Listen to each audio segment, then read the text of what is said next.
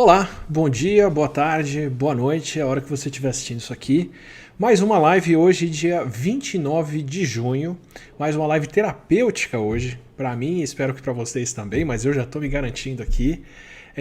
Hoje, no dia 29, vamos conversar sobre várias coisas do novo normal, mas é um normal diferente. Eu não queria falar sobre o novo normal, do que o futuro nos reserva, ou do que a Covid nos traz, mas sim de como nós normalizamos o presente agora, de como a gente está normalizando a nossa situação corrente. Então não é que a gente está chegando num novo normal com novos hábitos e uma vida diferente que vai manter a saúde de todo mundo, mas sim como nós paramos nesse estado de muita gente ainda ficando doente, muitos números. O Brasil, enquanto a gente fala aqui, no dia 29, está com quase 1.350.000 pessoas com Covid, já foram quase 60 mil vidas perdidas. Essa altura já deve ser um número mais alto, porque eu dei uma olhada durante a tarde, ainda não tinha saído o último boletim, e estamos normalizando as coisas, a vida vai seguindo. Na última semana foram quase 250 mil casos de Covid, na última semana epidemiológica, o que quer dizer que nós levamos 3 meses, um pouquinho mais de 3 meses, quase 4 meses para chegar na marca de 1 milhão de casos, mas agora, nesse ritmo em que vamos, garantidamente até o final de julho, teremos de 2 a 2 milhões e meio de brasileiros com Covid, e se não mais, se não continuarmos crescendo, porque ainda não começamos a ver o resultado da reabertura, da retomada das atividades que vem acontecendo até aqui e que se espera que aumente os casos. Nos Estados Unidos isso já é visível, os americanos já têm muitos estados batendo recordes de notificação de novos casos, têm disputado com o Brasil todos os dias qual o país com mais notificações de novos casos de Covid. Algumas regiões como Texas, Flórida, Arizona nos Estados Unidos, que foram as que primeiro reabriram e que menos usam máscaras, estão vendo as UTIs lotando agora, estão voltando atrás de algumas medidas e citam medidas que nós estamos tomando aqui no Brasil também, como as medidas que os colocaram nessa situação, como reabertura de restaurantes, reabertura de bares, retomada do comércio, sem falar na retomada das aulas, que é um outro assunto muito mais espinhoso que está sendo possível na Europa, que tem 6 crianças por sala de aula nesses países, e que aqui no Brasil a gente vem discutindo como se estivesse passando pela situação deles. Então, de novo, estamos normalizando uma situação que não era normal, que não era para estar acontecendo dessa forma, não precisava acontecer assim. Ainda não sei dizer para vocês por que nós temos um aumento de casos, mais uma estabilização dos óbitos, em por volta de 7 mil por semana. O mais provável, acredito até aqui, é que nós tenhamos uma diminuição dos casos em estados que não registravam casos de Covid, mas só os óbitos, como por exemplo Amazonas, Amapá, Pará, que estão numa situação bem mais controlada, dentro da sazonalidade que o Anderson falou por aqui. E os casos vêm aumentando em estados que agora fazem mais testes e tem como acompanhar os números reais, como os estados mais da região centro-oeste, da região sudeste e principalmente sul daqui para frente. Mas como eu disse, nós ainda não vimos os efeitos da reabertura e são efeitos que vão levar mais 1 ou 2 semanas para a gente ver em número de casos e mais umas 2 ou 3 semanas para a gente começar a ver em número de óbitos. Eu espero que não vejamos o efeito disso.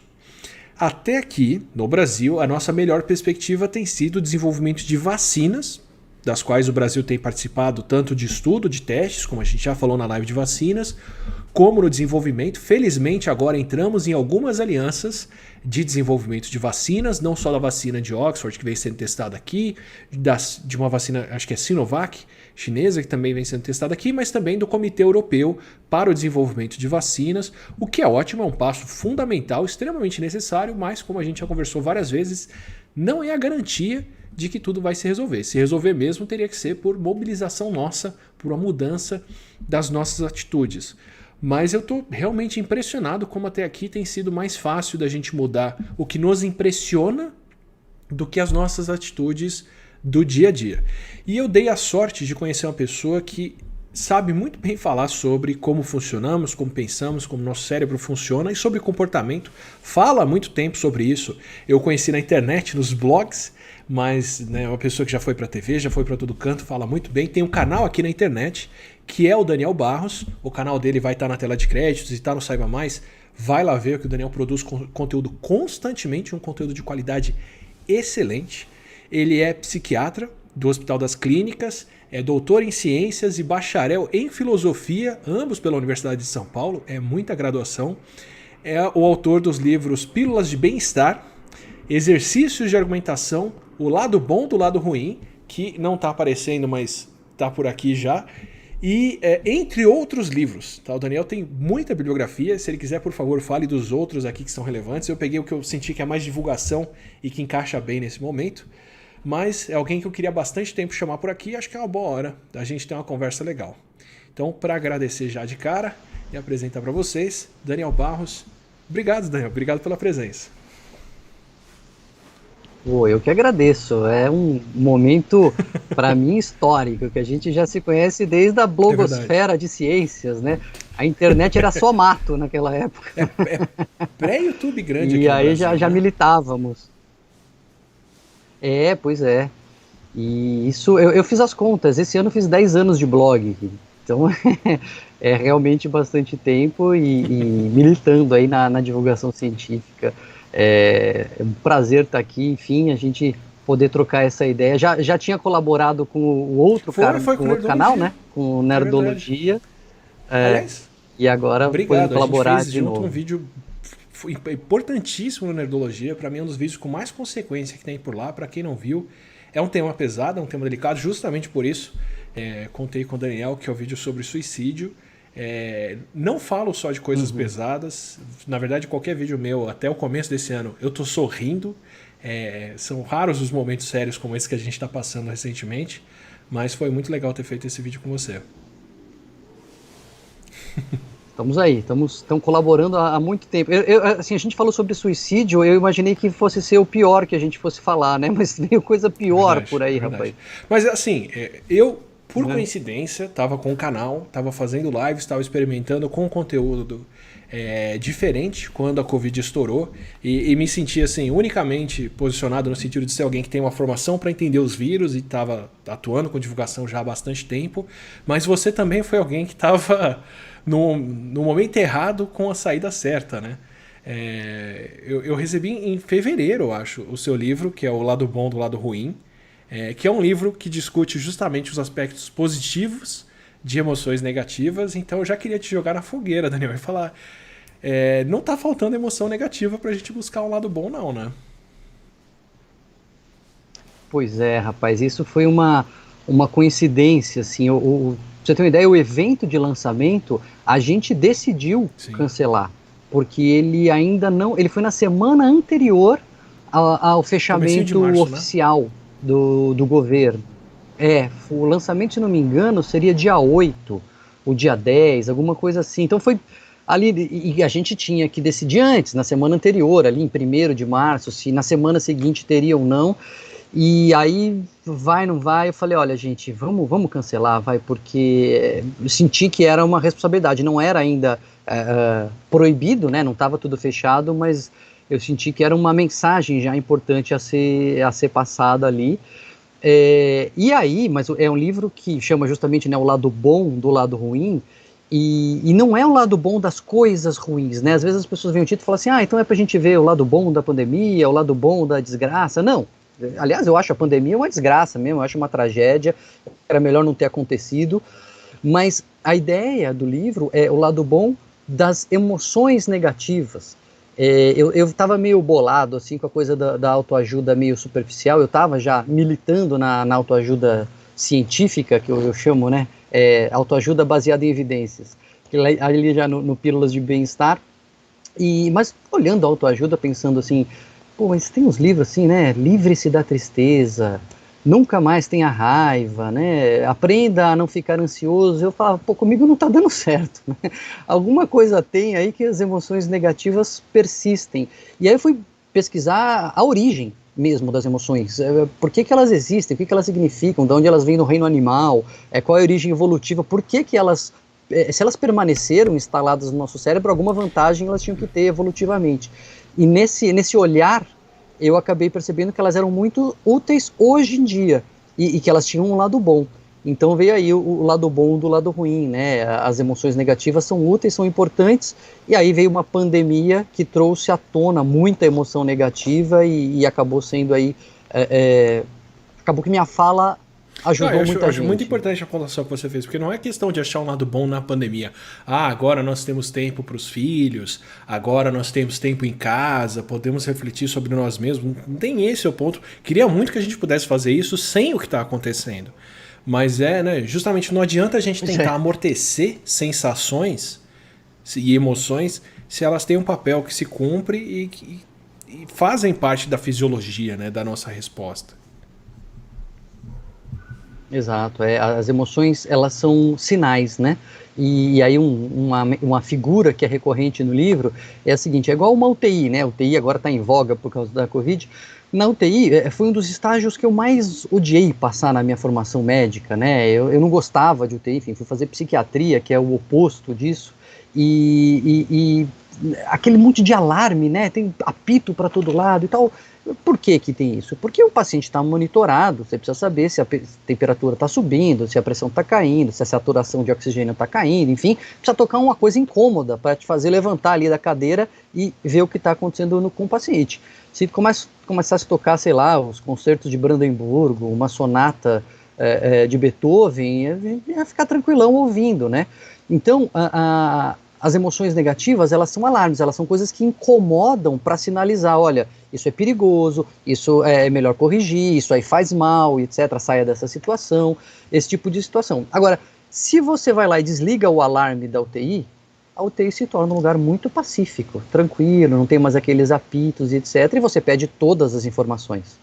E a mesma coisa com as emoções, né? Se a gente faz o que a gente vem fazendo, não é tristeza, eu não quero ficar triste, é ansiedade, eu vou né, fingir que isso tudo não acontece, você perde uma informação muito importante para a sua vida e para as suas relações. As emoções, elas são também instrumentos de comunicação muito importantes. É como ficar incomodado com o número de casos de Covid subindo. É melhor você sanar o que causa o número de casos e não sumir com os testes para sumir com o sinal. Exato. Mas acho que tem uma dualidade aí que eu não sei ponderar ela para minha vida em nada. Eu sou uma pessoa muito contida, mas eu não sou uma pessoa muito moderada. Eu sou muito guloso. Vou pegar uma emoção qualquer. Se por favor me traz outra, se ela for um exemplo melhor. Mas por exemplo, ansiedade. Já conversei até na live anterior com a Cecília Dassi, que foi muito legal, sobre como a ansiedade é produtiva. Ela, né, nos desperta a se mexer, fazer, mantém a gente atento e por aí vai. Mas até onde assim, vai rolar uma ansiedade improdutiva agora na pandemia, né? Mesmo porque tem muita coisa aqui que não está no nosso poder de ação para fazer.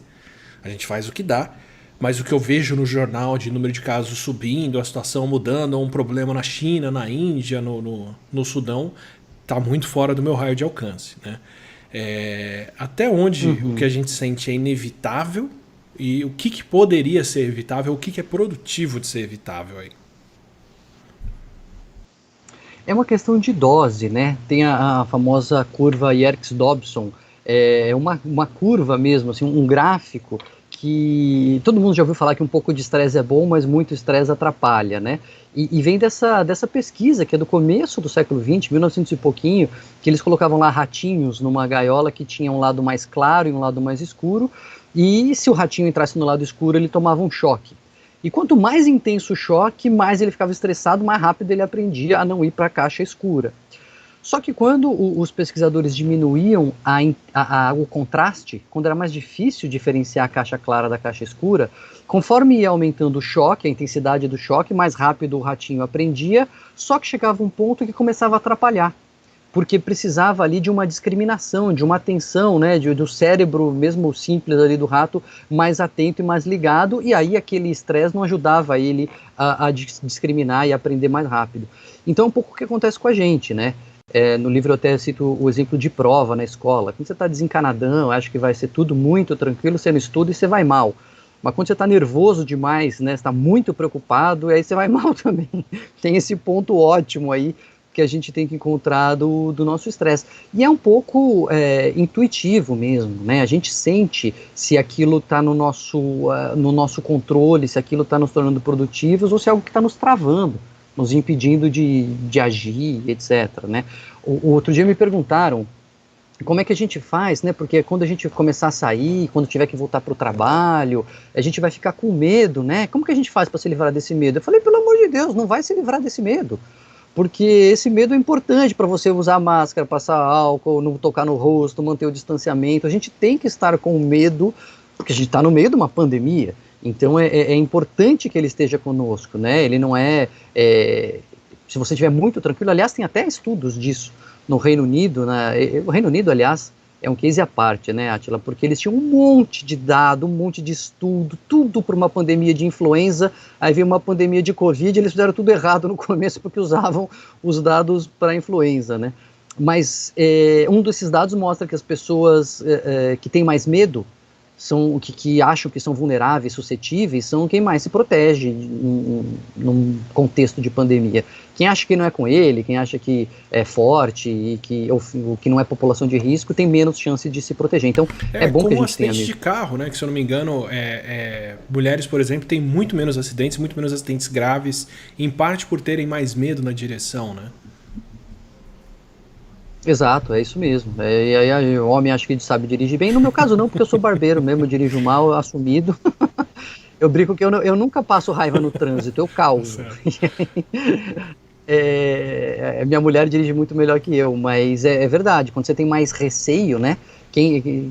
Qual é a fase mais arriscada de se afogar? Quando acabou de aprender a nadar e acha que sabe, né? Esse é outro exemplo. É verdade. Mas, assim, tem o outro lado disso, que é o que eu acho que é o lado complicado, que eu queria trazer, que é justamente essa normalização de vários sentimentos, né? Eu fiquei encafifado, porque eu vi um texto seu lá de abril, falando que ia chegar um momento em que as mortes seriam normais, em que as pessoas iam achar que tudo bem as mortes acontecerem. Eu fiquei especialmente indignado porque você falou, os epidemiologistas vão falar, a curva ainda está subindo, os virologistas vão falar, ainda tem muita coisa pela frente e as pessoas não vão seguir. Eu sou esse virologista falando isso. E as pessoas estão cagando para isso, então continuam saindo e agindo.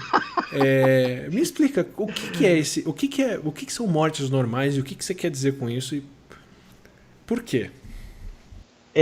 Eu vou falar, infelizmente eu fui profético ali, e eu falei exatamente isso, né? Os jornalistas não vão entender, assim, como que mais a gente pode falar para as pessoas, os virologistas vão se desesperar, e é exatamente o que está acontecendo, a curva está subindo e as pessoas estão saindo. Por que acontece? A verdade verdadeira é que a gente sabe que a morte está aí e a gente faz uma conta, a sociedade faz uma conta de custo e benefício com relação a mortes.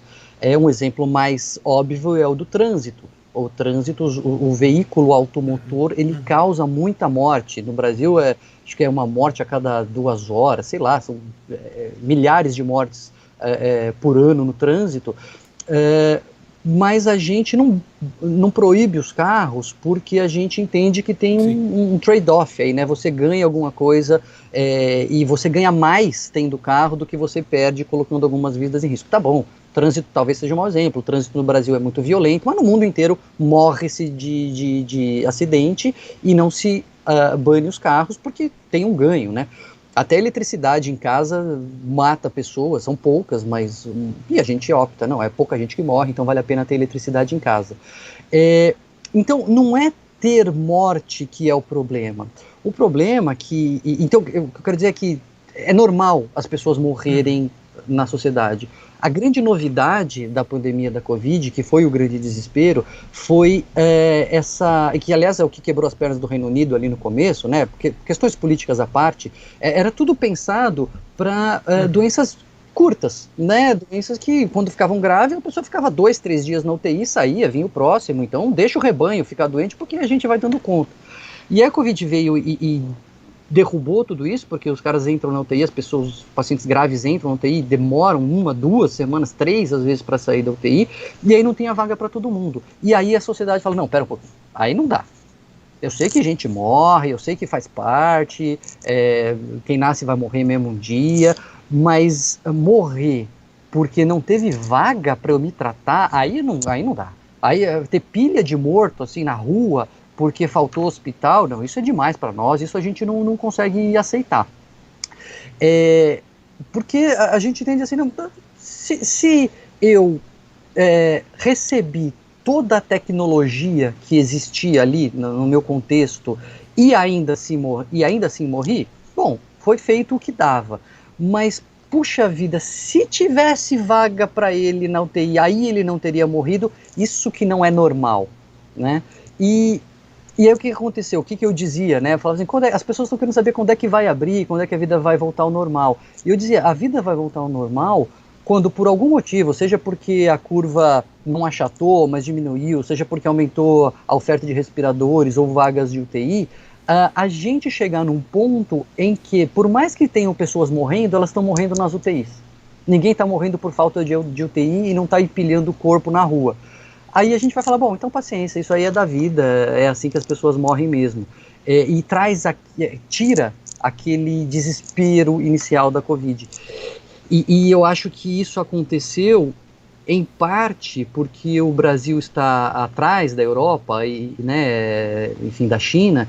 Então, embora a gente não tenha aprendido a lição do lockdown ou, enfim, do distanciamento, aumentou-se o número de TIs, fez os hospitais de campanha, correu atrás de respirador e etc.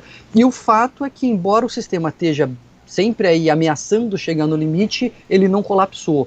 E então as mortes estão nisso que eu chamo de mortes normais, as mortes que as pessoas começam a fazer a conta de que, tá bom, a gente morre mesmo, né?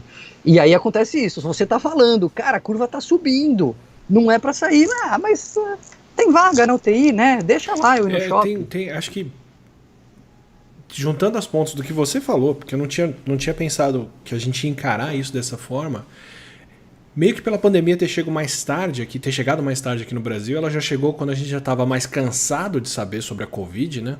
Ela não chegou no momento que a gente estava mais disposto a aprender e se precaver, porque a gente já estava vendo isso acontecer fora e já estava tomando precauções antes de precisar, aspas, né? Antes da situação ser tão séria. E em parte porque o problema aqui ele é distribuído, né? Quer dizer, a Itália teve muito menos casos do que o Brasil, até proporcionalmente, se eu não me engano, mas eles foram todos em uma região, então e é a região rica do país, né? Então foi o colapso do sistema de saúde de um ponto, com todo mundo morrendo em casa, caminhão levando o corpo e por aí vai. Quer dizer, aqui no Brasil a gente pulveriza isso, e aí essa dor acontecendo no norte, no nordeste, no sul, no sudeste, como um todo, ela é muito maior. Os números brasileiros são ou o segundo ou o primeiro em mortes e casos no mundo dia após dia, mas como eles são distribuídos e não está tudo concentrado, todo mundo morrendo em Copacabana, meio que está tudo bem, né? Exato, elas ficam diluídas no tempo, um pouco mais diluídas no tempo e muito mais diluídas no espaço, e essas são as mortes normais, quer dizer, e é importante que a pessoa que está, né, quem está nos vendo, fale assim, então o Daniel está dizendo que tudo bem, que essas vidas não importam, muito longe disso. O meu amigo mais antigo de infância, assim, muitas pessoas que estão nos vendo não eram nascidas quando eu já era amigo dele, em 1982, estudei com ele no primeiro pré, perdeu o pai pela Covid. Eu não acho que isso é indiferente. Eu estou fazendo uma análise de como funciona o nosso pensamento como sociedade. As pessoas vão encarar isso como normal, não necessariamente você acha isso. Tanto que você está se cuidando e se protegendo. Né? Exato. Eu estou refugiado no mato aqui. E tem uma outra coisa, acho, do que você falou que eu me pergunto. Para todos os exemplos que você deu, no trânsito, o trânsito do Brasil é um dos que mais mata.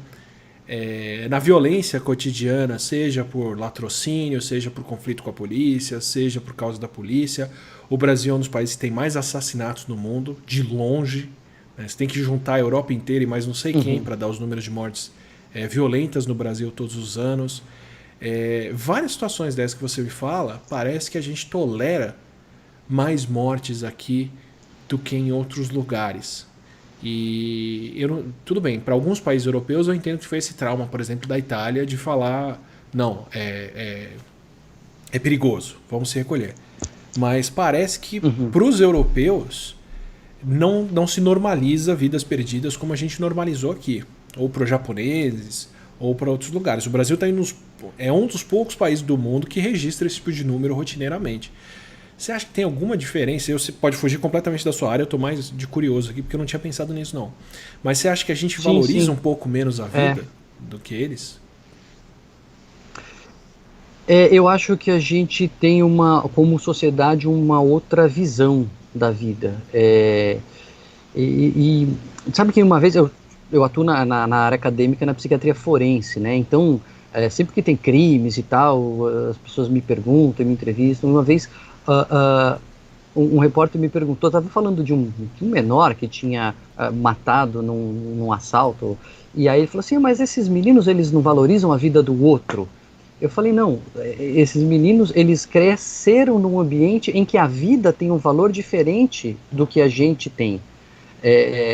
Não a vida do outro, a vida dele mesmo. Assim, o pai foi assassinado, o irmão assassinou o outro às vezes, né? Agora pegando um nicho específico, um recorte específico da sociedade, né? Mas existe uma outra relação, eu acho, com a morte.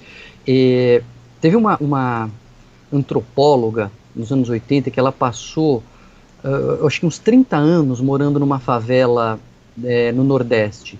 E ela escreveu um livro que era A Morte Sem Choro. E ela descrevia algumas mulheres lá que perdiam filhos, porque tinham tantos filhos e perdiam tantos filhos que elas já não choravam mais. Ou seja, parece que na nossa estrutura da sociedade existe que nem você falou, uma certa tolerância maior com a morte. Eu acho que a gente normaliza um pouco mais, a gente aceita um pouco mais. Eu acho que toda a sociedade aceita um pouco, né? Tá na conta. Você faz algumas coisas e sabe que aquilo vai custar vidas. Mas a gente não tem trauma de guerra, a gente não passou as histórias de guerra da Europa, a gente não sabe o que é uma debacle, né? Morrer um monte de gente ao mesmo tempo e tal. Então, e por outro lado, a gente tem uma estrutura social muito desigual, enfim. E tem uma outra coisa que é gritante na pandemia que a gente está vivendo, que é a discrepância de mortes entre ricos e pobres, né?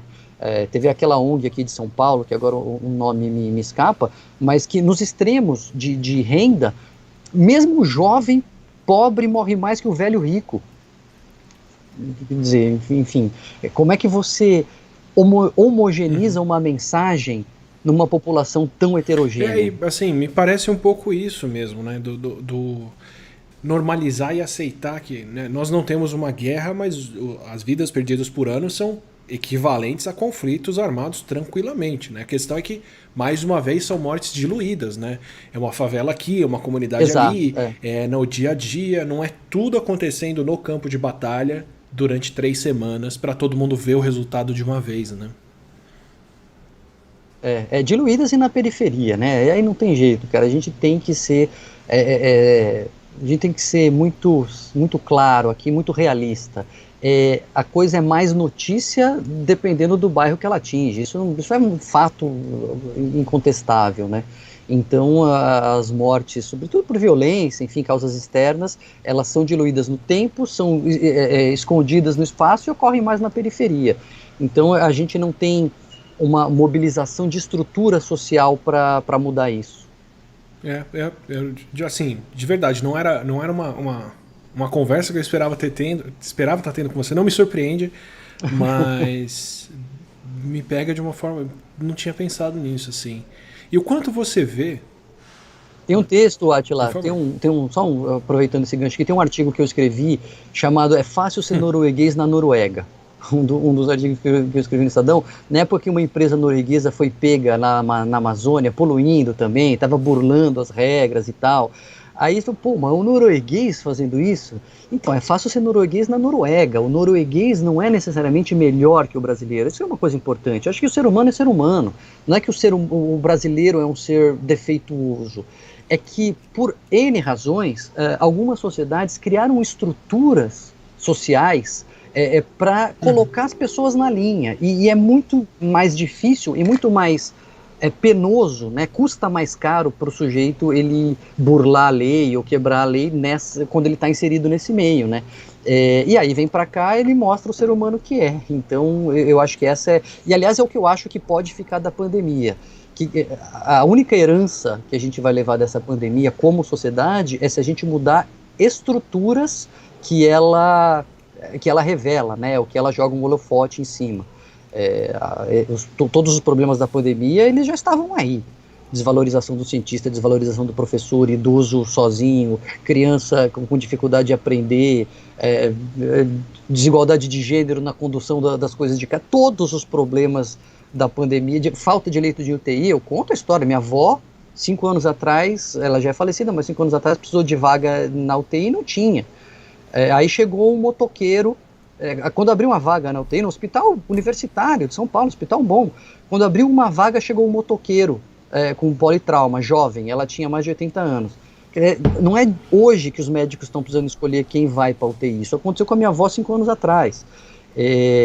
Então, se a gente aproveitar essa lupa que a pandemia coloca sobre alguns problemas para mudá-los estruturalmente, a gente conseguiu servir para alguma coisa.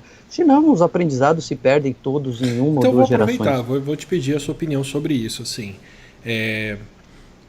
porque, de fato, o que você descreve essa liberdade ou essa relativização de problemas, ela dá liberdade para muita gente agir de maneira certa e errada. Seja a pessoa individualmente saindo na rua quando tinha que estar em casa, ou seja, organizações, líderes decidindo ou não agir a respeito do que está acontecendo. O que você acha que a nossa situação revela de como as pessoas pensam ou como quem cuida do brasileiro pensa? Então, eu costumo dizer que está todo mundo fazendo conta, né? Quem decide ficar na quarentena está fazendo uma conta. E quem decide furar a quarentena também está fazendo uma conta.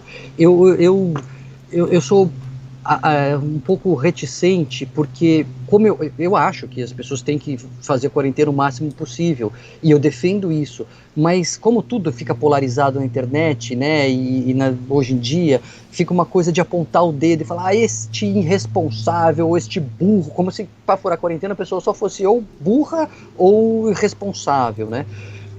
Eu acho que está todo mundo fazendo conta, e a Aninha Arantes, que é uma colega nossa também da blogosfera científica, né, comportamentalista, psicóloga comportamental, me ajudou num artigo que eu escrevi. Aninha, o gato mais bonito da internet, que é o Benedito. O Benedito, ela me ajudou, e eu falava um pouco da matriz de incentivos ali. O sujeito que ele fura a quarentena é porque ele não acha que ele vai ter segurança financeira, ele não conseguiu o dinheiro do governo, ele não recebeu a mensagem adequadamente, ou se recebeu a mensagem adequadamente, ainda assim ele não consegue aderir. Lógico, sempre tem os irresponsáveis, sempre tem os que não se importam, sempre tem os que se colocam acima de tudo, mas não é só isso que leva a pessoa a furar. E quem pode ficar na quarentena também tem um baita privilégio muitas vezes. Então não é mérito, assim, não, eu estou aqui na quarentena me sacrificando. Eu estou aqui na quarentena porque eu estou no interior, eu tenho Wi-Fi, eu tenho água corrente, sabe? É um privilégio também. Então eu acho que isso é mais uma coisa, mais uma lente de aumento que se coloca sobre a desigualdade. Quer ver você que tem um vídeo legal sobre a meritocracia? Outra coisa que eu acho fantástica, né? Não, o Enem vai cancelar. Não, esse ano vai cancelar o Enem. Por quê? Não, porque é injusto. A escola pública ficou defasada com essa situação. Quer dizer, não era. Então, antes era igual. A escola pública e a escola privada competia em pé de igualdade. Obviamente eu não estou falando que deveria manter o Enem, eu só estou dizendo que essa desigualdade, na verdade, ela é só uma amplificação, uma lente de aumento, um holofote que se coloca uma desigualdade que já está aí. Né? Não tem que cancelar o Enem porque é injusto, porque a escola pública não conseguiu fazer a mesma coisa que a escola particular. Mas quando que conseguiu? Isso só mostra que o Enem é injusto, de alguma maneira. Né? Enfim, eu acho que são essas... estão respondendo, né, eu acho que revela um pouco essa nossa... a pandemia revela quem nós somos. Eu acho que todo mundo se mostra. Quem é egoísta põe o seu egoísmo acima de tudo. Quem era solidário põe a sua solidariedade para fora. Quem já fazia divulgação de ciência explode na divulgação de ciência. Enfim, quem já falava besteira explode falando besteira. Eu acho que a pandemia é uma grande lente de aumento. E tem um ponto bem legal que você falou, vários pontos, mas um deles que me chamou a atenção. Tem essa polarização, sim, né, de pré-pandemia, infelizmente cooptada para a pandemia, partidarização. Agora nos Estados Unidos é questão partidária de se você usa máscara ou não. Tô contando os dias para isso acontecer aqui no Brasil, para máscara é coisa de esquerda e não usar máscara é coisa de direita, o que eu acho não combinaram com o vírus, né, para ele só contaminar. Exato, O vírus pega a esquerda e a direita. Né? Isso é terrível. Mas tem um pouco também da polarização dessa preocupação, né? Do senso de obrigação de cada um e do que a gente faz. Né? E aí eu vejo os dois extremos. Um, cotidianamente, que me desperta a fúria, que é ver o pessoal que não respeita e teria condições de respeitar a quarentena, distanciamento e outras coisas, sem muito cuidado com os outros. Mas também tem o pessoal com hiper cuidado, o pessoal que não sai para fazer nada, que não vai pôr o pé para fora de casa e que vai ficar indignadaço com qualquer um que sair e fizer qualquer coisa fora de casa também. Né? É um pouco da patrulha da vida dos outros. Eu tenho um texto seu sobre isso, né? Sobre a gente se indignar com o que outros estão fazendo na quarentena. Me conta um pouco do que vocês colocam, que eu achei muito legal.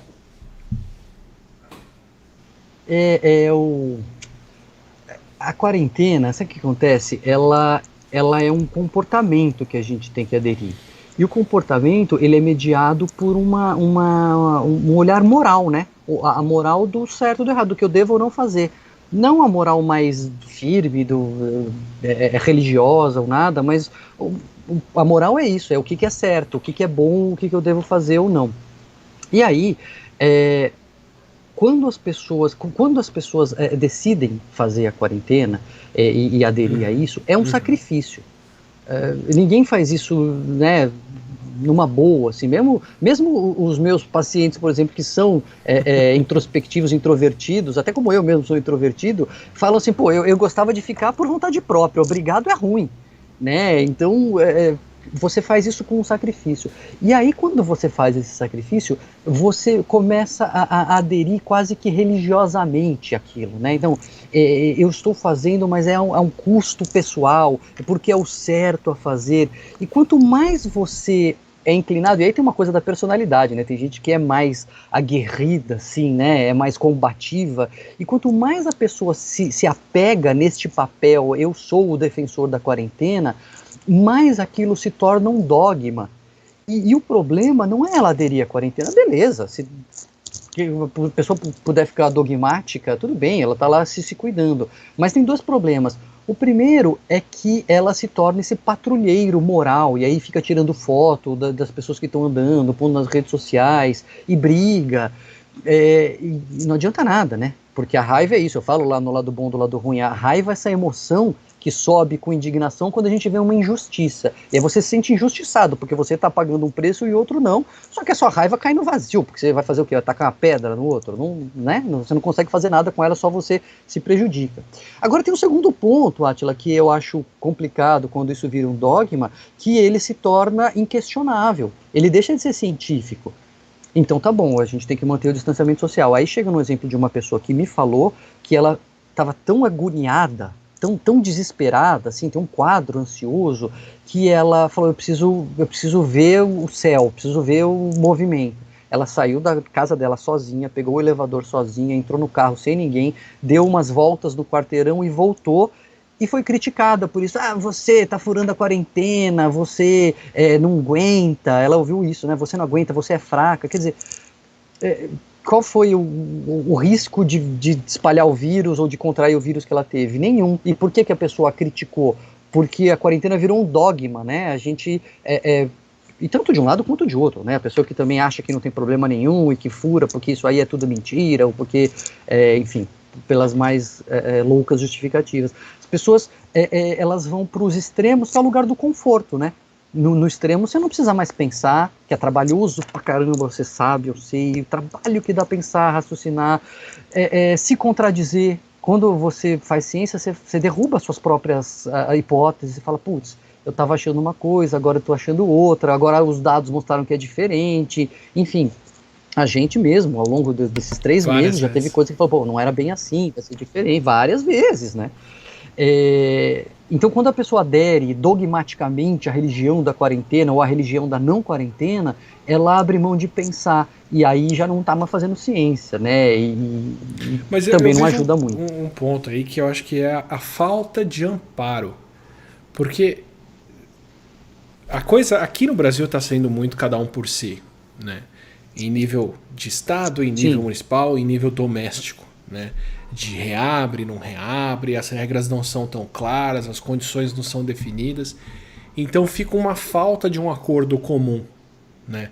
Do que é a quarentena certa, Perfeito. do que é possível fazer ou não, de quais são as justificativas, né? Então eu tô no xadrez verbal falando de notícias internacionais, aí cai uma notícia lá. Na Bélgica, determinam que dentro de um grupo de 4 pessoas de comum acordo, todos podem se ver se não veem outras pessoas.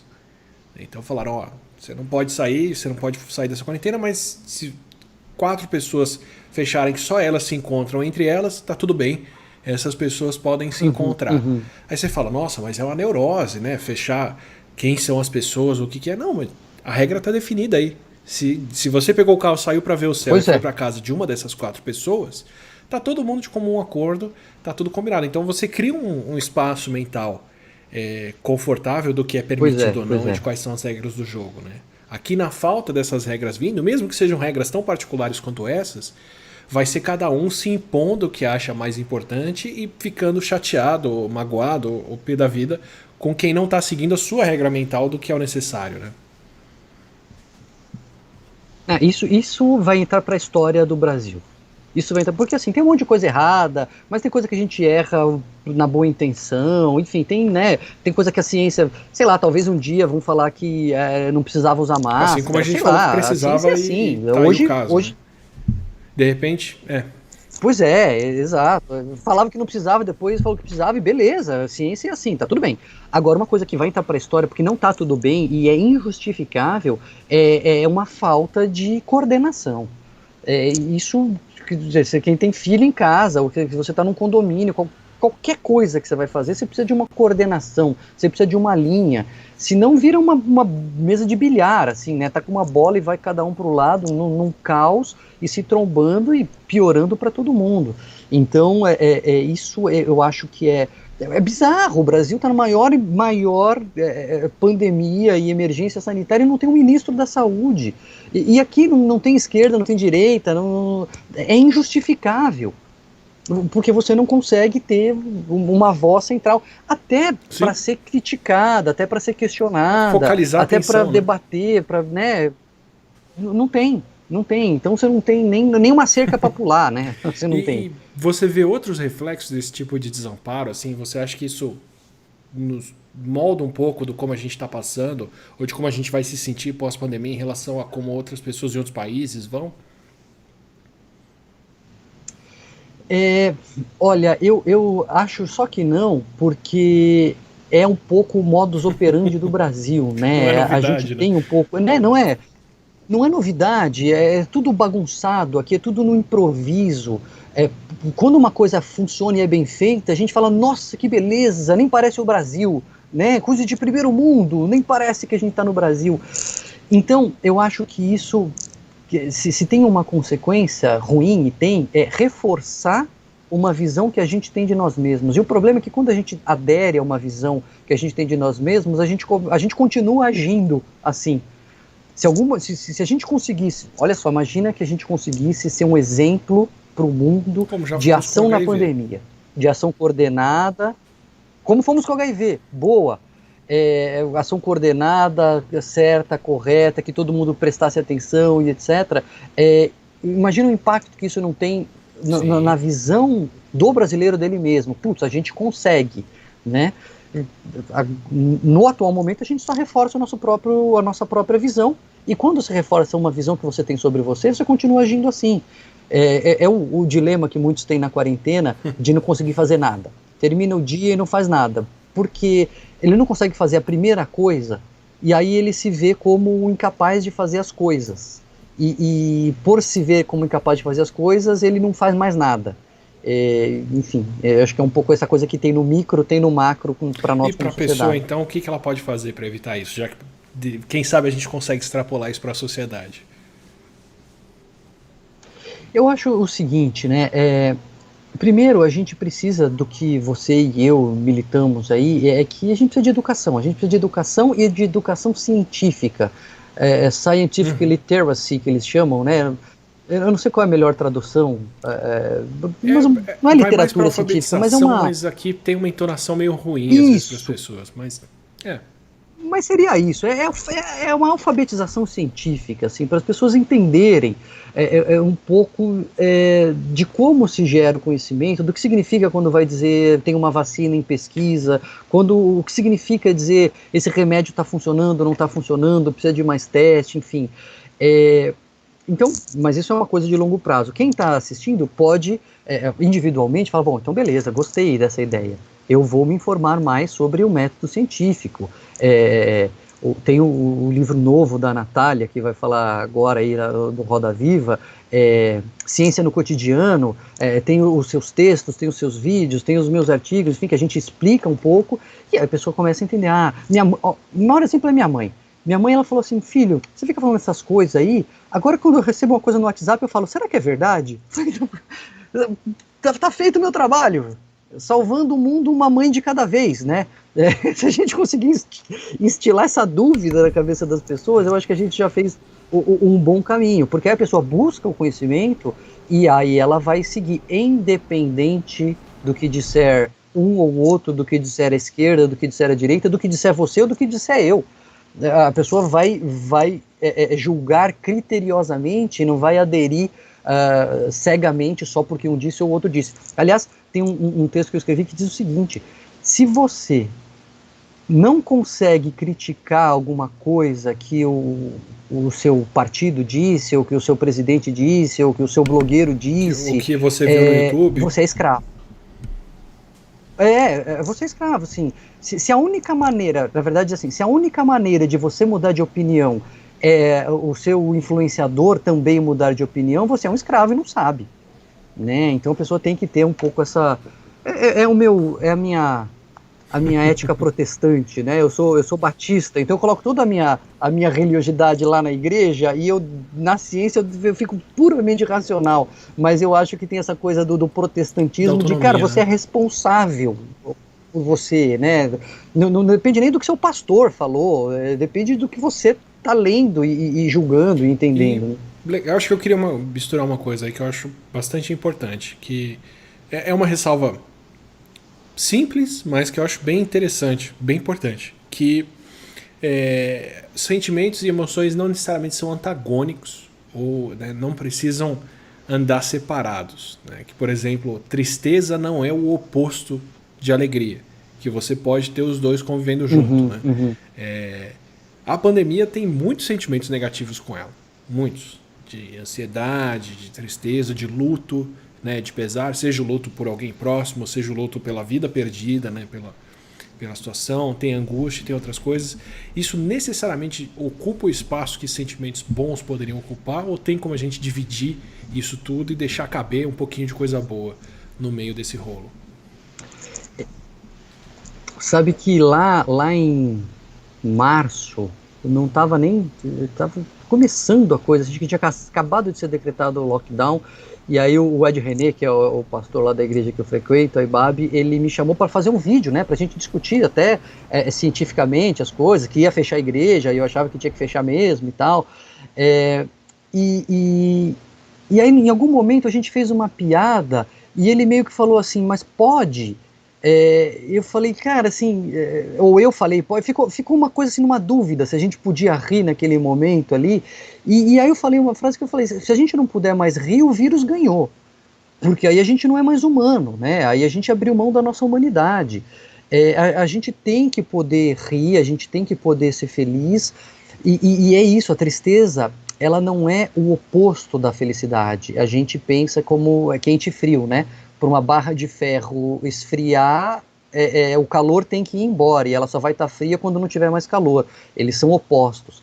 Mas a tristeza e a alegria não, você consegue estar triste agora por muitas coisas que você perdeu e estar feliz por outras coisas que você ganhou ou por coisas que você não perdeu, você se sente aliviado, você se sente com medo porque tem uma pandemia, mas neste medo você se sente tranquilo porque está de máscara e passando álcool gel. Então os sentimentos eles são opostos no sentido de que a sensação que eles nos produzem, né, são diferentes, mas eles não são excludentes. Você pode ao mesmo tempo ficar triste, ficar feliz, enfim. Eu perdi muita coisa que me deixou triste e a tristeza indica isso. Aliás, esse é o lado bom da tristeza, ela indica para nós o que tem valor de fato. E eu perdi coisas nessa pandemia que eu fiquei feliz. Eu fiquei feliz de perder algumas reuniões, fiquei feliz de não ter que fazer algumas coisas que eu tinha que fazer. Então isso mostra para mim que essas coisas não eram realmente importantes. Essa é um aprendizado que a gente pode tirar individualmente. Eu não acho que isso transforme a humanidade, mas eu acho que individualmente isso ajuda a gente a pensar o que realmente é importante, né? O que a gente realmente quer. De fato, né? Não precisa mudar a humanidade, mas se lembrar um pouco disso, aceitar um pouco isso, deixa a gente explorar um pouco mais as emoções nessas horas, né? Caber mais de uma ideia na cabeça ao mesmo tempo, né? E que processo que você...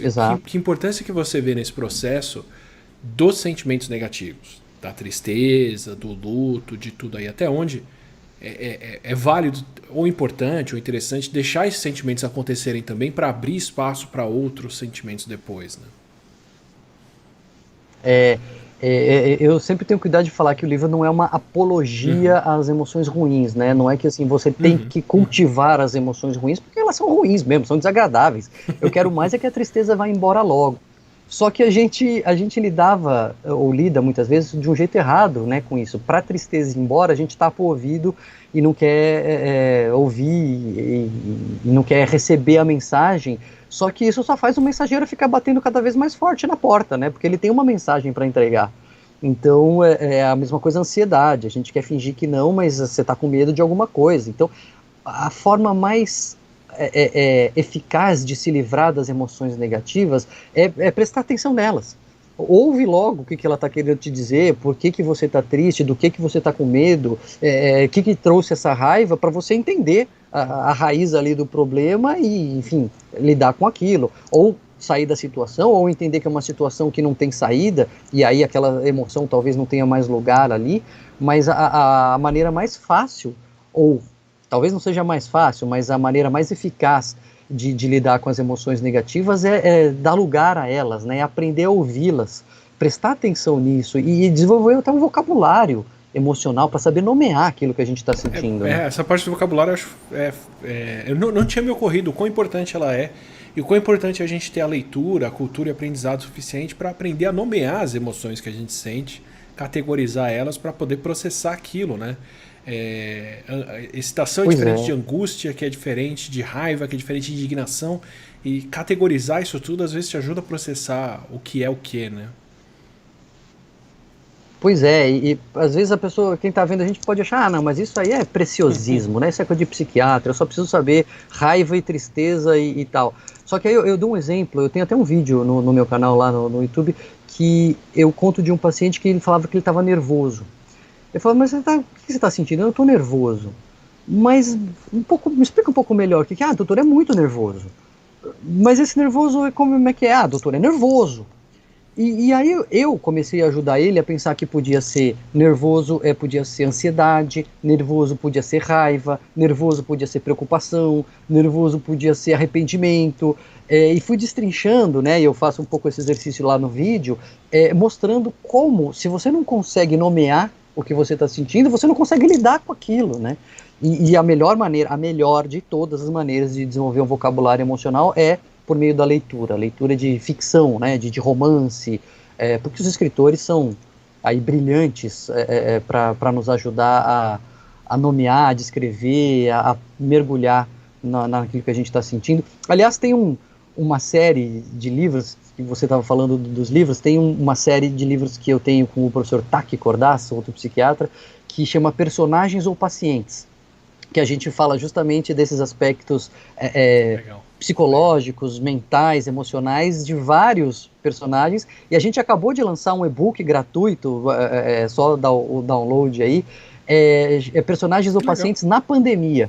Porque aí a gente pegou convidamos mais 2 colegas, e eu ele mais 2, analisamos 4 textos clássicos aí que falam da pandemia: o Decamerão, a Peste, o Diário do Ano da Peste e a Praga Escarlate. E aí a gente vê que os escritores já sabiam tudo que a gente estava passando. Mas é bom. Obrigado, é a recomendação mais prática que eu consegui passar aqui no canal até agora. Pega o e-book e vai ler onde ele está disponível para o pessoal achar. Tem no Google Play, e eu acho que eu não pus no meu Instagram, eu acho, mas eu fiz um vídeo. Aliás, o vídeo mais recente do YouTube no meu canal é explicando um pouco o que é esse livro, e tem o link lá também. Mas se você colocar no Google Play, lá no Google Livros, personagens ou pacientes pandemia, Perfeito. Vai achar a gente lá. Você vai ver que o ser humano é o que é. Acho muito bom, porque as pessoas que mais me preocupam, próximas, familiares, ou de ver de longe, ou o que for, na pandemia, para mim, me parecem pessoas que não conseguiram internalizar ou digerir as emoções que vieram com a pandemia, né? Então, por exemplo, pessoas que estão tentando voltar ao normal, né? Resgatar, voltar para casa, voltar para a rotina, voltar a fazer o que fazia antes, que claramente não entenderam que aquilo acabou, né? Não foi. E aí, se você não reconhece que o seu estresse, que o seu nervosismo né, isso tudo é esse incômodo e essa perda, e não processa a perda, mas processa só incômodo, isso não passa, né? Isso é improdutivo. Então, pegar um pouco os personagens, ler, ver o que estão passando, sentir o quanto daquela paleta de cores emocionais se encaixa na sua, né? E se o seu vermelho é um vermelho escarlate, um rosa, um roxo, na verdade um azul que você não sabia que era aquilo, vale a pena, né? Exato, Quanta raiva a gente não guarda e que na verdade era tristeza, né? Enfim, quanto medo a gente não fica acalentando, quanto na verdade é uma indignação. Enfim, a gente precisa fazer o que eu chamo de inventário emocional, né? A gente precisa mergulhar na gente mesmo. Assim, eu percebo uma pontinha disso quando as pessoas ficam bravas comigo porque eu estou trazendo notícia. Não, Átila, vacina é amanhã. Como assim vai ser daqui a um ano? Quer dizer, a indignação é com a situação, não é comigo, mas né, eu sou o alvo que está ali na frente. Exato. Você é o para-raio. Exato. E para aproveitar então, Daniel, disso tudo que a gente está falando até aqui, sem querer romantizar a pandemia ou o que está acontecendo, o que você acha que dá para tirar de algumas lições de agora, assim, do que as pessoas podem fazer de uso mais produtivo desses sentimentos que vem agora e como, sei lá, ou aprender a conviver com eles por mais um tempo ou aprender a transformá-los em alguma coisa que vai ser interessante daqui para frente? Eu acho que a grande lição da tristeza. A tristeza foi um dos capítulos que mais me deu trabalho de escrever, porque a tristeza parece bem inútil, né? Ela só serve para doer mesmo, assim. O medo te protege, a raiva te faz recuperar coisas, né? Lutar pelos seus direitos. A tristeza, o nojo te protege, né? Fisicamente até, moralmente, o que a gente acha que é inadequado e tal. Agora a tristeza, né? Eu achava que era que nem pernilongo, assim, podia ir embora, né? Não servia para nada, mas podia ir embora. Só que não, ela mostra muito para nós o que é importante, ela mostra muito para nós o que a gente valoriza e aquilo que a gente não quer perder, ou aquilo que a gente perdeu e que realmente era muito importante. E ela também, até na sua expressão máxima, que eu digo que é o luto, ela é extremamente útil, porque o luto, eu chamo até de um amargo remédio, né? Porque ele é muito amargo, ele desce quadrado, ele rasga por dentro, mas ele é um remédio, porque se algo realmente acabou, a melhor coisa que você tem para fazer é digerir aquela dor para poder seguir em frente, senão você fica igual você estava falando, né? A pessoa querendo burlar aí, querendo colocar uma realidade que não existe mais na realidade presente, porque não conseguiu fazer um luto de algo, né? E isso serve para emprego, serve para namoro, serve para situações e para um monte de coisa. Então, eu acho que se as pessoas ficarem atentas a isso, esse é um grande aprendizado. Eu acho que sabe que as pessoas me perguntam se o mundo vai ficar melhor depois da pandemia, né? E eu digo o seguinte, eu acho que a pandemia não vai ensinar nada para nós como sociedade. De verdade, eu acho que se tem uma coisa que a história ensina, é que a história não ensina nada. A gente a gente está no meio de uma pandemia de HIV ainda, não está? De HIV, poliomielite voltando, de poliomielite, sarampo voltando. Pois é. E se você lembra, a gente era criança, a gente era pequeno no começo do HIV, mas eu lembro um pouco, e aí quando a gente estava chegando na adolescência ainda estava a coisa, né, ainda importante, e o que se falava era que nunca mais o comportamento sexual ia ser o mesmo, que nunca mais as pessoas, que a monogamia iria imperar, que não haveria mais adultério, que ninguém transaria mais sem camisinha. Isso durou uma geração e meia, se tanto. Se é que durou. Né? Nós estamos no meio de uma pandemia de AIDS, e as pessoas, 60% dos jovens já não usam mais camisinha. Então, eu acho que, assim, esta pandemia não vai ensinar muita coisa, mas não significa que a gente não vá sair melhor dela. Eu acho que a gente vai sair melhor da pandemia porque a gente sai melhor sempre de um dia para o outro. A verdade é que o mundo avança. Qualquer parâmetro que você pegar de qualidade de vida, mortalidade infantil, mortalidade materna, pobreza, fome, violência, tudo melhora ao longo da história, no mundo inteiro. Às vezes tem um engasgo aqui, um tropeço ali, mas historicamente o mundo avança porque está todo mundo trabalhando. Está todo mundo aqui arregaçando a manga e fazendo o mundo, independente de presidente bom, presidente ruim, os países vão progredindo, o mundo vai progredindo. Um presidente ruim pode retardar isso, um presidente bom pode acelerar isso, mas a verdade é que o mundo avança. Então a gente vai sair melhor da pandemia, mas não por causa da pandemia. Eu acho que se individualmente a pessoa aprender o que é importante para ela vê, puxa, como eu não estava prestando atenção naquele idoso da minha família, foi a pandemia que me mostrou que, nossa, ele estava negligenciado, como eu não valorizava as professoras, como eu achava que o trabalho de professor era fácil, e agora que eu vi que esse é um aprendizado. Se você trouxer isso para sua vida, você vai sair melhor disso. Você vai sair, né, da pandemia com uma outra visão de mundo, talvez, enfim, melhor. Se a gente não esquecer da desigualdade que a pandemia revelou, porque a pandemia ligou um holofote, mostrou a desigualdade, daqui a pouco a vacina vem e desliga esse holofote. Mas a gente não precisa esquecer, a gente não precisa desver, né, aquilo que a gente viu. Então, quanto mais pessoas se tocarem disso, maior a chance de a gente criar mudanças na sociedade. E aí sim, quem sabe usar a pandemia para alguma coisa. Mas aí é a gente que está fazendo, né? Não é a pandemia que veio para nos ensinar nada. A gente que foi esperto bastante para conseguir aprender alguma coisa. Não dá para achar que essa lição vai cair do céu, né? Não, exatamente. A gente que arregaça a manga e aprende o que é. Eu digo que as coisas são. As coisas simplesmente são. O propósito delas é a gente que acha. E achar, e aqui tem dois sentidos, né? Achar no sentido de encontrar, eu vou encontrar o propósito, e eu suponho. Mas se eu supuser algo que me ajuda a dar um propósito e melhorar com as experiências que eu tenho na vida, puxa, a gente que busca, a gente que atribui depois, né? Exato, legal. Exatamente. Legal, obrigado, Daniel. Obrigado, tá sendo uma conversa fantástica.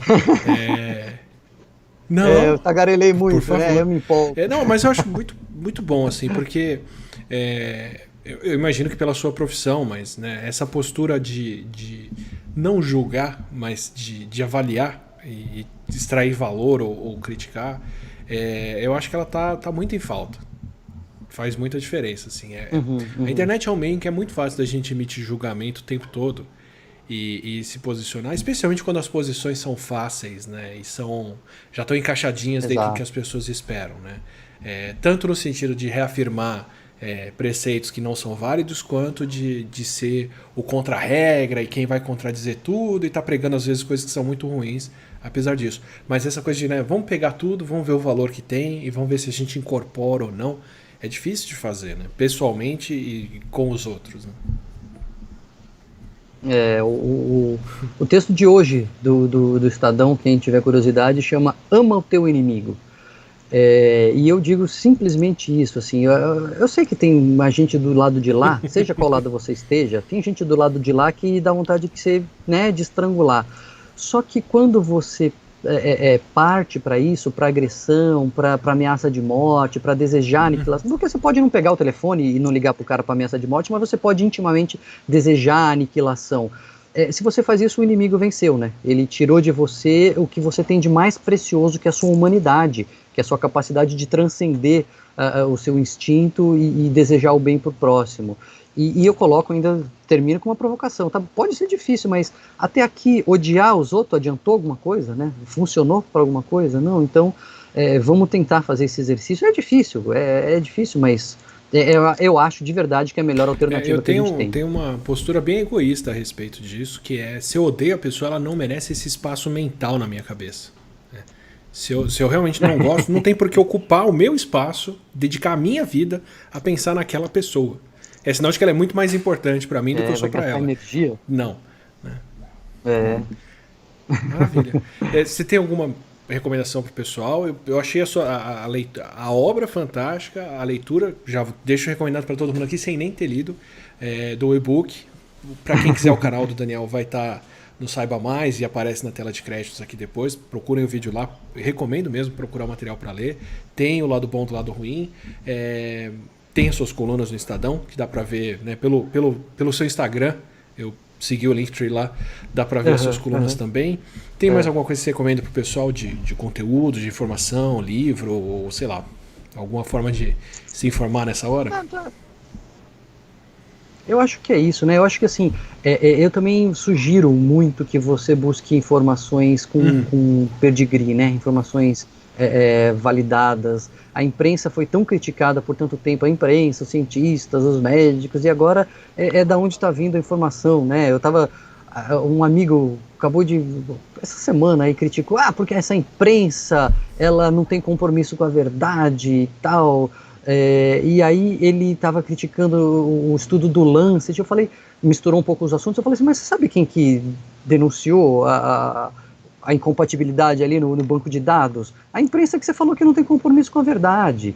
Então, assim, independente se é um canal, uma imprensa de esquerda, uma imprensa de direita, etc., procure gente que gasta dinheiro na geração de informação.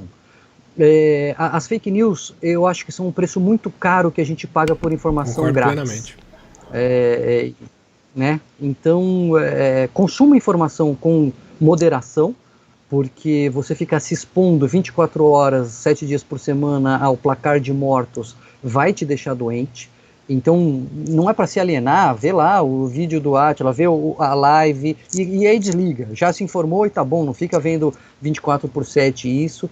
E quando buscar informação, busque em fonte referendada, né? Faz que nem minha mãe, quando recebe uma coisa no WhatsApp, fala, será que é verdade? Se você fizer isso, eu ganhei meu dia. Eu ganhei meu dia hoje, que um amigo, que é o Frank, mandou uma mensagem da mãe dele falando que vai sair quando eu vi falando que pode sair. Eu não quero ser o cara que vai falar pra ninguém se pode sair ou não, mas de estar falando com a mãe dele eu fiquei felicíssimo. Maravilha. É isso aí. Salvando o mundo, uma mãe uma mãe de cada vez. Daniel, obrigado demais pela conversa. Meu impulso era continuar aqui por muito mais tempo. É um papo muito bom. Espero te trazer mais vezes para a gente conversar e ter outras conversas contigo. São sempre bastante esclarecedoras. Gostei das novas ideias que vieram aqui. Vou levar elas por bastante tempo. Obrigado de verdade. Que bom. Eu agradeço aí enfim, o convite. Parabenizo você aí pelo trabalho árduo que é, porque todo mundo vê as pingas que toma, mas não vê os tombos que leva, né? É legal ver o Átila com 5 zilhões de inscritos e não sabe o trabalho que dá por trás fazer tudo isso, enfim, as noites insones e o cansaço. Então, parabéns pelo trabalho e vamos em frente. Estou à disposição aí para novos papos e um abraço aí para todo mundo. Valeu pelo convite. Então, gente, para esse nosso papo de fim de aula, né? Várias lições boas aqui. Uma delas que eu acho muito legal de refletir com vocês depois dessa conversa é pensar justamente no que está fazendo falta ou não, né? Tem muita coisa da nossa vida normal que foi embora, que faz falta, que todo mundo sente vontade, Mas acho que essa tristeza e essa perda estão aí para fazer a gente reavaliar um pouco isso. Não estou aqui querendo falar para você sair uma pessoa melhor da pandemia ou qualquer coisa assim, não tenho nem essa capacidade, mas de fato, pouquíssimas vezes na nossa vida a gente tem uma situação tão brusca que vai fazer a gente reavaliar o que gosta, o que quer ou não, né? Eu consigo colocar a pandemia como um dos poucos momentos na minha vida que foi uma mudança muito grande, como sair do país e trabalhar em outro lugar, ou romper um relacionamento, ou perder alguém, em que você de fato consegue pensar no que te faz falta, no que você perdeu que te deixa triste ou não, né?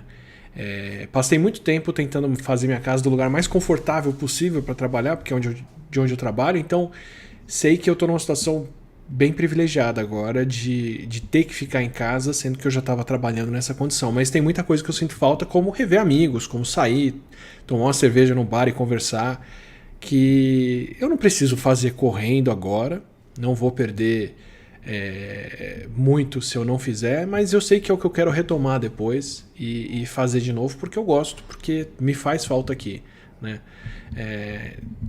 Tô pegando a coisa mais leve, mais sem consequência para falar, porque não consigo falar em nome de ninguém, não faço ideia do que é perder alguém para Covid agora. Felizmente ainda não tive casos na família ou de alguém próximo por isso, nem quero me desfazer de qualquer maneira de quem está passando por isso, mas queria dar um pouquinho desse lado, do que a gente está perdendo ou está ganhando agora, que está fazendo falta, que vai ser importante depois, tudo que não faz a menor diferença na nossa vida, não fez falta até aqui com a pandemia e não é algo que a gente precisa retomar depois. Eu com certeza vou ter uma vida diferente pós-pandemia, mesmo se a situação voltar ao normal zero, janeiro de 2020, eu com certeza vou ter uma vida bem diferente pós-pandemia do que a que eu levava até aqui.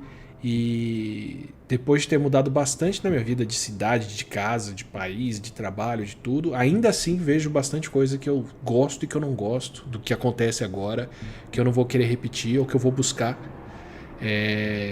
uma vez que a vida permitir que isso aconteça. Espero que vocês também consigam pensar e processar isso sem perder ninguém querido nesse processo, porque essas são perdas que a gente não tem como voltar atrás, né? É o que a gente tem falado aqui todo episódio. Economia a gente retoma, emprego a gente corre atrás, renda dá para conseguir de novo, mas vidas, uma vez que a gente perde, elas se foram de vez e não tem o que fazer.